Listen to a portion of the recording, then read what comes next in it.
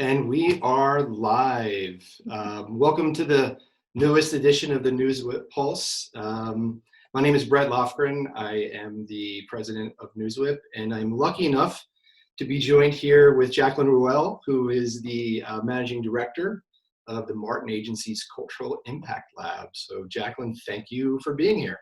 Thank you for having me. We're doing this. Brett and I have got a couple of these under our belt, so we're excited to be back again. Awesome. I'm really excited about today's session for the Pulse. And as we know, culture is moving so fast. It's changing public, social, environmental beliefs. We have a pandemic that's changing, behavior, and then we have technology that's really shifting how we work and communicate and interact with each other. And today we get to hear from one of the best in the industry and understands, how the Martin Agency is connecting brand and culture. Just some quick housekeeping. We are hoping to reserve a few minutes at the end of this session for questions. So please use the chat function there that you see. Danielle will forward them through to Jaclyn and myself.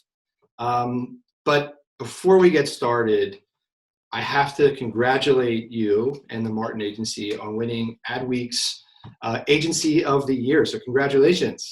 Thank you. It's been an incredible week to just kind of soak it all in. That announcement broke on Monday, and it's been a crazy, incredible year. So I think it was, it's such an honor to be the one in the US that got selected. And I think for all of our staff that have brilliantly figured out how to ebb and flow during probably the most unpredictable year in all of our lives, it's just such a testament to us being resilient together as a group and just kind of hunkering down and figure out how we were going to rise to the occasion on this year. So it was so wonderful to be able to just celebrate from afar. I wish we could have done a big in-person celebration, but that will come later. Just to celebrate with our staff that's been working so hard. It's quite validating. Awesome. I think on that note too, when I was reading the release, I noticed a couple of stats that stuck out for me, and 90%, right? So, 90% of your clients you guys did work for on those first few weeks during COVID. And then as I went down further in the article, you're also closing 90% of the pitches that you're involved in. And I think 3 years ago it was 20%. So yeah, 90% is a very interesting number for the agency. How? Yeah, it's a great question. I'll tell you. So I'll dissect first 90% of the work that we were able to do at the onset of the pandemic. I think we would not be where we are here today without one of the most incredible executive committees that I've ever had the pleasure of working with. They are so aligned. They are so lockstep in every decision they make. And one of the most incredible things that we did as an agency was Wednesday, March 11th, 2 days before we decided our first closing day was that Friday, March 13th. We sent out an all agency note and anyone in the building on that day, no matter what you do at the agency. We called everyone in to our gallery space, and we did an all agency brainstorm on behalf of every single one of our clients. So I think at the time, our roster is up around like 26 now. I think at the time, let's say we were hovering around like 20, 21 brands that we work with. We had huge, large sticky pad notes put up around every wall. And for hours on end, like an entire afternoon, we thought about collectively as a unit, what could we do to get ahead of every client's business to help proactively power them through this pandemic? And at the time we were like, how do we get through the next 3 weeks? Like no one was like, how do we get through the next year at the time? But we thought about, is there work that's going to break that we need to rethink? What is going to happen to their industry? Whether, it's We work with B-Dubs. So like, what does that mean for restaurants? We work with UPS and DoorDash, who are on the front lines of delivery, like how do we, Old Navy, who has retail stores. So how do we actually think about each part of their business with the directive that before we all like closed up the day on Friday, every client partner was going to get a mini deck from us on how we were going to power them through this time of uncertainty.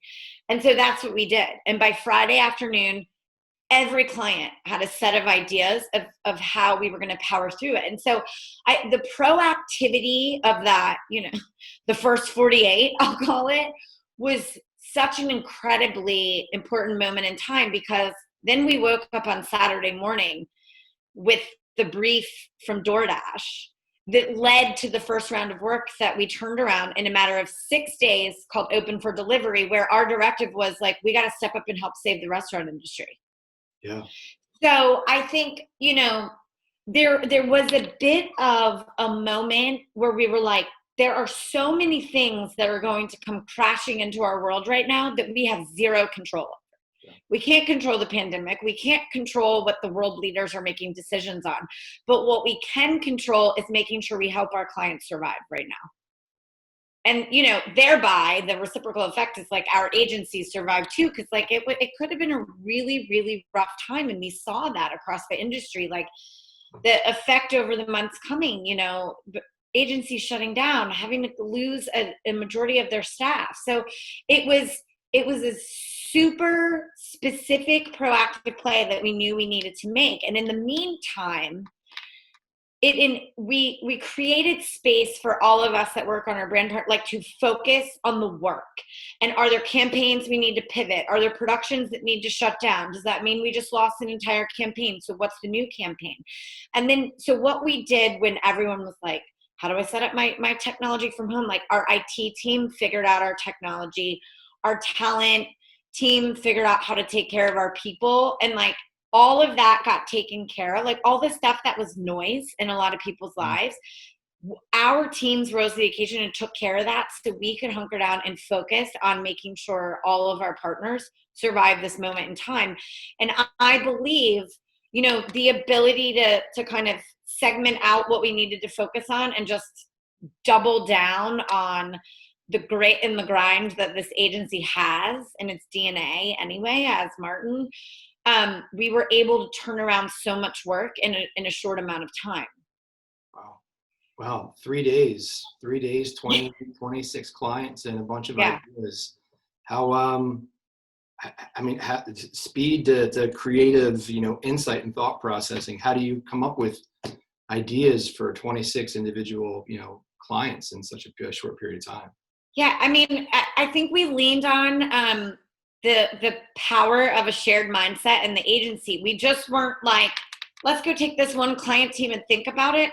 We literally told anyone in the agency to come into the building. So, or to come into the space, even an idea could have come from our IT team, an idea could have come from our project management team, people that aren't always on the brief. Right. And so I think it was the power of, multiple brains in mass coming together to just think about all the potential scenarios. And so I think that was important. We strive for the notion that like a good idea can come from anywhere. So in that moment, it was fact. Like we needed the good ideas to come from anywhere. We needed someone to think of something that maybe none of us would have thought of, because they're just sitting there with a consumer hat on thinking about, well, what's going to happen if the restaurants do close? Or, how am I going to keep getting medicine that I need delivered to my home? Like all the things that people just started thinking about real life,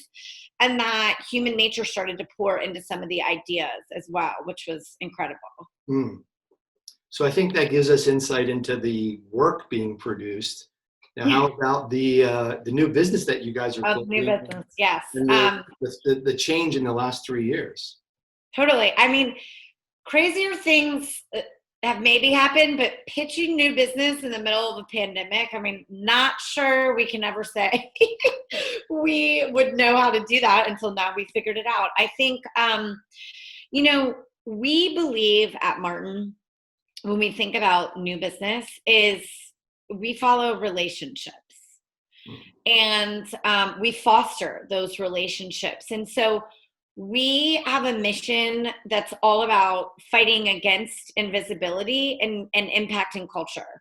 And so we look for people, brand leaders out in the world that are mapped to that mission, that are kind of cut from that same cloth, have that similar DNA in what we believe they could do together with us as a brand partner. And so I think the relationships matter moment has been ever more important in the midst of everything that has been going on, because we've been able to keep in touch with people across the industry that, you know, one day we'd love to work with. And I think also because we were so fast to market and we were getting a lot of work produced, and that was our story.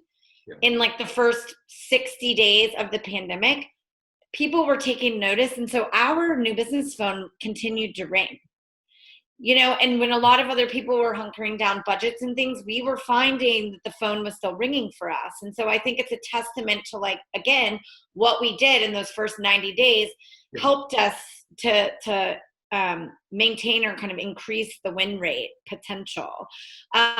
Stepping back to 3 years ago when Kristen Cavallo, our CEO, took the helm and just took a step back and looked at how she wanted to reinvigorate Martin.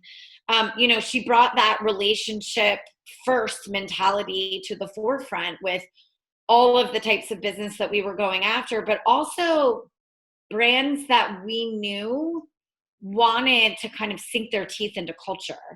You know, there are some brands we said no to because they weren't going to subscribe to that mentality. And so it's also a quite fortunate position that there are moments when we can say no. That doesn't always happen. And so I think we were able to be extra choiceful about the people that we wanted to work with, that we knew would be subscribing to this idea of impacting culture and leaning in on relevance as kind of key drivers of how their business could shape out in the world. And so I really, you know, we think a lot about at our agency about how much people matter inside our own walls, and it rings true outside of the Martin walls as well. I mean, it really is about fostering the right types of relationships. You're in the trenches together. Like the trench that we all had to climb in together during this pandemic has been insane. And so I think being a good partner to our existing clients, as well as showcasing how we could be that trench partner to new business potential, just really set us up for that win rate success. Yeah, that's amazing. I mean, 20% to 90%. I'm taking notes right now. I think that brings me to the, you know, your role and, you know, coming to Martin Agency, and maybe you could share with us, you know, the Cultural Impact Lab and how it fits in the overall strategy at Martin. Absolutely. So I'll celebrate my 2-year anniversary in February. And so I came to Martin with the vision of creating an amplification unit inside the agency that could help really bring the mission to life, right? We talk about impact culture to impact sales. Well, if we're going to think about how we impact culture, how can we do things that make the work more talkable, more headline worthy? You know, we love the trades of our industry. We know that we need to land there. We need to storytell with them. But also, how do we transcend out into consumer outlets? How do we become part of pop culture? You know, the other night, quite serendipitously, like this is when, you know, you just strike a chord and some magic happens. Jimmy Fallon, in his monologue, was metaphorically comparing a few things and referenced the genius of the writing behind the Geico commercials. And Geico is one of our clients. So, you know, we can't pitch that to make that happen. But if you take a step back and look and just see, the Geico work is brilliant. it gets talked about quite often in the social feeds, in the press. And so when that type of talk can happen, and like that's really what the Cultural Impact Lab is about, it's like, how do we fuel the talk value and the buzzworthiness of anything we are producing inside the agency walls when it goes outside the agency walls, that gets us to a point where like we're just getting picked up on late night monologues. You know, that's not something you can plan for.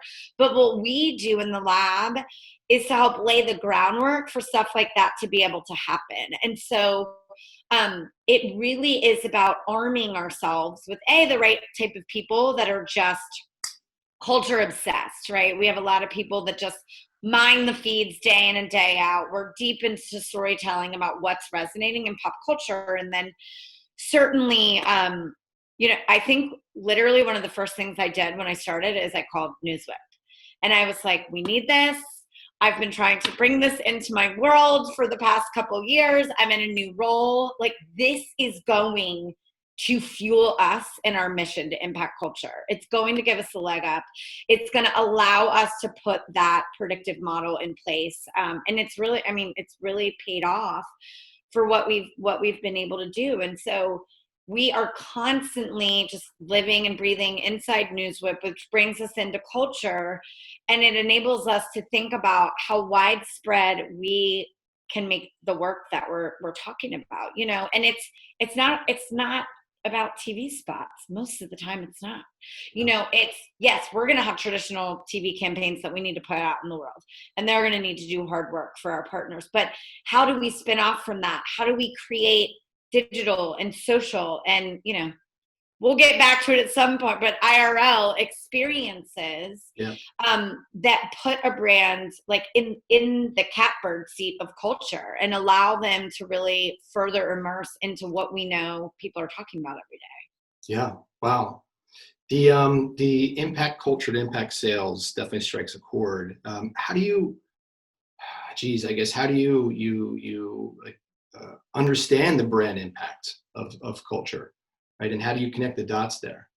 Yeah, that's a great question. So data is important. We know it all. And, you know, everybody's talking big data, talking small data. But I think it's important for us to be able to validate a statement like that, right? And I think as we look at how work comes to life and how it lands in culture, we do a lot of metrics against, and you know, I've always been from the PR world, and like one day we will figure this out. I know the world of impressions just continues to be a slippery slope, I guess I'll call it. But I think we look at how we can impact earned conversations, whether it's lighting up the feeds, whether it's, you know, digital news, broadcast news, anywhere where we can propel a conversation forward. And, you know, we look at impressions, like it's hard to find a different metric other than that doesn't at least give us some unifying benchmark. So we look at how much volume of earned conversation can we catapult out into the world that can exceed the amount of money that you'd have to spend to get people to see it. And here's the thing, you know, the make it go viral brief, like that does not exist. We don't think that way. Like if something catches fire, like some of it is like a little bit of serendipity, right? Yep. But what we do look at is timing, relevance, alignments with things, people, partners, institutions that we know, well, if we bring their voice in and their fan base in, like by default, it's going to make this thing scale a little bit bigger. And so I think, you know, timing is a big thing we think a lot about, because you have this moment where you could have a really great story and like you place it in the news cycle at like just the wrong time. It never sees the full potential that you thought it would. And so I will say, and for those people tuning in, I'm quite obsessed with the new NewsWhip, with the crisis dashboard, which doesn't have to always be about crisis, but I love just time stamping our way through how things even just take off for 3 hours in the middle of the day. I mean, we look at how conversations are, sparked by a digital news story that might be the New York Times, but then it gets lift throughout the day because everyone took to Twitter to share it from the New York Times Twitter channel or whatever it may be. And so I think, we try to manually put a little bit of data and insight into this, and we're watching and we're tracking. But then I think leveraging a tool like NewsWhip that gets us into some more of the science of the velocity potential and the predicted interactions, that allows us to get a little bit smarter about when are we going to break into culture to actually break through culture. Because you could break into it and you could become a part of the conversation. You'll get some love. But do you always break through to the other side and become the conversation? That's hard to do. So I think we're constantly, I would say we use a lot of data and insights on the front end, and then we judge ourselves up, but that actually helps us inform a little bit better so we can strike a little bit hotter when we break an idea out into the world. Yeah. Yeah. I mean, from your perspective, how wide is the window for a lot of these kind of cultural waves? I mean, the news cycle today, we talked about it last time. Yeah. 24/7, there's so much out there. With a lot of the clients that you've built campaigns for, how big are these windows to participate? I'm so glad that you asked, because I think I've always kind of operated by the 72-hour rule, Yeah. which is the bulk of action you're probably going to get on a story when it really hits is that first 72 hours. Yeah. Now, I will tell you, there are probably a million examples that would squash that theory into the ground, just again, because of the news cycle. And I think we all know how valuable social is to the world of PR and to the news cycle, right? It's an inextricable link. We can't avoid it these days. But I think with more people hunkered down at home, there's probably a stat somewhere. We should ask Twitter, how much time are people spending on it? I can tell you my little screen time updates I get from Apple. I'm like, oh my God, I can't believe, I got to step away. But I think, we're spending more time than maybe we weren't. We don't have a commute anymore. So we're in the feeds now, probably longer than we would have been. That being said, I always like to think about that 72-hour window as the power push of if we can get it out, and then you don't want the one hit wonder to come and go. So it's almost how do you think about sustaining it? Are there ways to keep pushing the story? I will say I'm a big, someone I've been watching a lot is Travis Scott. He just had an incredible article written in Forbes last week about, he's kind of the new brand darling, if you will. He's doing so many incredible collabs. I think McDonald's was probably one of the earlier in this year that broke out in the scene. And I just happened to be watching that one. And there was just an article written 2 days ago about how he's benefited from that collaboration. And it's that thing hit 3 months ago, So I think that there are there's probably some very smart storytellers behind making that happen. But I think that there's depth to story that could go for months on end. But I also do think it can be down to the hours. Yeah. Just stuff we're watching could come up for a day, and it could dominate maybe from 9 a.m. to 3 p.m. But then you can watch, thank you, NewsWhip, you can see it start to taper off at times. And then maybe the next day it gets life again because it comes back into a follow-up news cycle. But I think I would say the 3-day is still my rule. See if you can make it for 3 days in the feeds. And that's success, right? Yeah. Yeah. Cool. I'm seeing some questions come through here. I know we have a few Sure. minutes left, so maybe we'll turn the attention to the audience for a bit. Do it. Let me see here. Here's a good one. Business will continue to feel disruption next year, and local will continue to become a key consideration for retail, travel, and virtually every other vertical. How are you and your clients approaching this? Just approaching the unknown of what's to come. Yeah. I think it's more a local consideration. Again, continuing COVID disruption into next year. Sure. You know what I actually love about local, and Brett, you and I were chatting about this yesterday. There was an incredible trend report that I'm going to fail to source right now because I honestly forgot where it came from, but they talked all about the 15-minute city. And they're talking all about the resurgence. Of course, we've seen the resurgence of suburbs and people are exiting the cities, but people are really being mindful of like what is in their city in that 15-minute radius that is their life. Whether it's restaurants that they're going to or ordering from, whether it's wherever they need to get their groceries, maybe they're dropping their kids off to school or not. Like, it is literally just closing in on that little home base.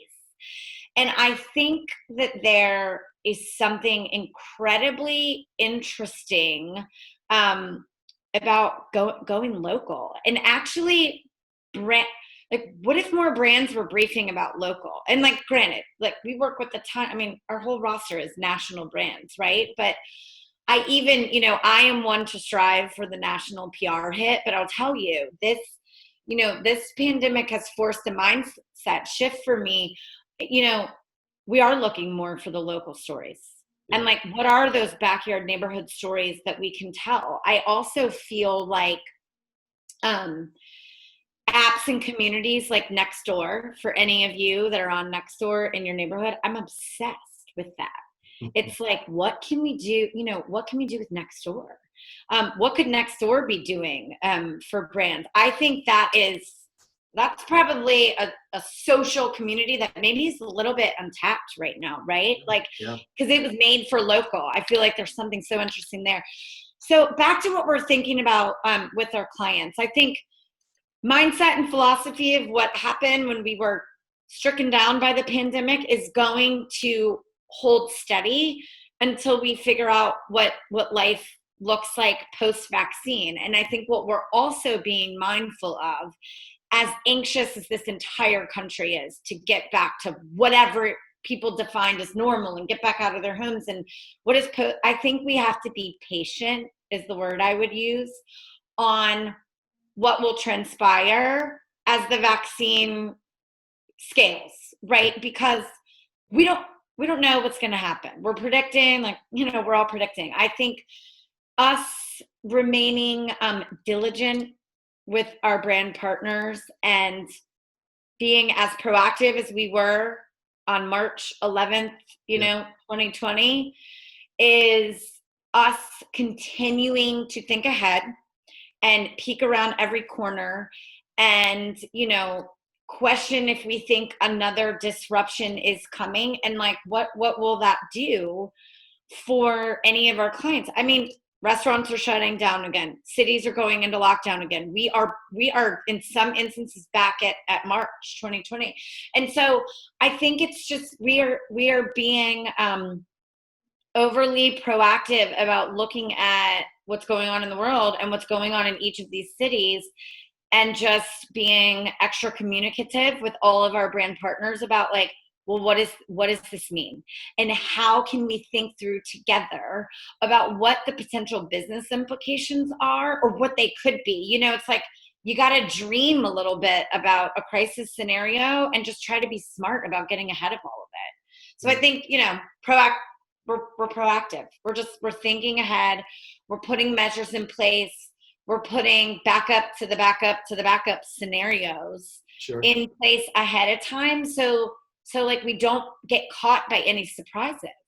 Yeah. Well, listen, I could sit here and ask a million questions because I just love listening to you, and I'm learning a lot as we're going.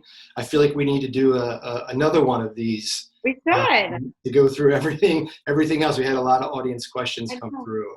But I really if anyone wants to find me on LinkedIn, I love connecting. So hit me with the questions there. Awesome. Thank you, Jaclyn, for doing this and for participating in the Pulse. Thanks to everyone for listening. We are going to be posting this on YouTube next week, so that way you could watch again and listen and share with your friends.